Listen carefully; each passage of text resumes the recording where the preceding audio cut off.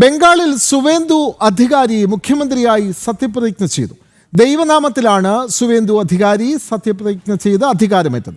വലിയ ആരവത്തോടെയായിരുന്നു ബംഗാൾ ജനത സുവേന്ദുവിന് നൽകിയ വരവേൽപ്പ്. ചടങ്ങിന് സാക്ഷ്യം വഹിക്കാൻ ലക്ഷക്കണക്കിന് ആളുകളാണ് ബ്രിഗേഡ് ഗ്രൗണ്ടിൽ തടിച്ചുകൂടിയത്.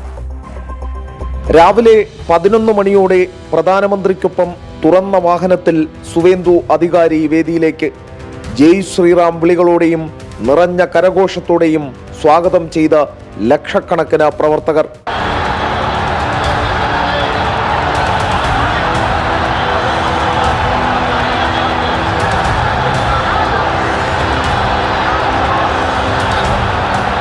ആഭ്യന്തരമന്ത്രി അമിത്ഷാ, മുതിർന്ന കേന്ദ്രമന്ത്രിമാർ, വിവിധ സംസ്ഥാനങ്ങളിലെ മുഖ്യമന്ത്രിമാർ തുടങ്ങിയവർ ഉൾപ്പെട്ട സമ്പന്നമായ വേദി.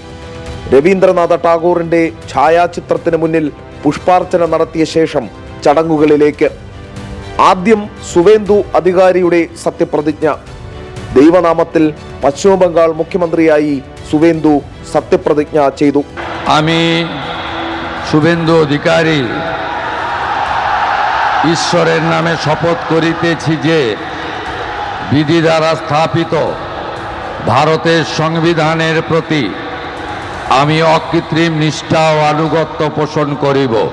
আমি ভারতের সার্বভৌমত্ব ও অখণ্ডতা রক্ষা করিব।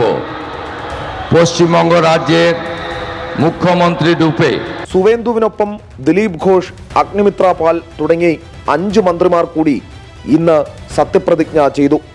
ഗവർണർ RN രവി ഏവർക്കും സത്യവാചകം ചൊല്ലിക്കൊടുത്തു. 10 ലക്ഷം പേരെയാണ് പരിപാടിക്ക് BJP പ്രതീക്ഷിച്ചത്.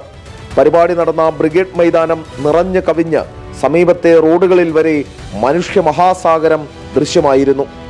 രാവിലെ 6 മണി മുതൽ ജയ് ശ്രീറാം വിളികളോടെ 10,000-കണക്കിന് പ്രവർത്തകരാണ് ബ്രിഗേഡ് മൈതാനിയിലേക്ക് എത്തിയത്.